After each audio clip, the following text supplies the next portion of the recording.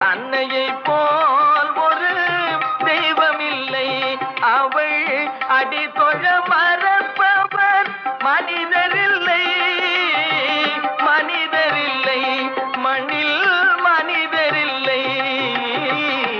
அன்னையை போல் ஒரு தெய்வமில்லை.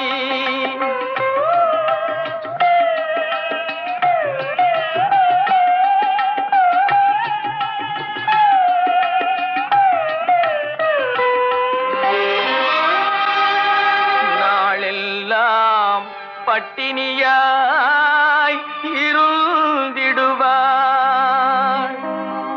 ஒரு நாளிகை நம் பசி பொறுக்க மாட்டார். மேலே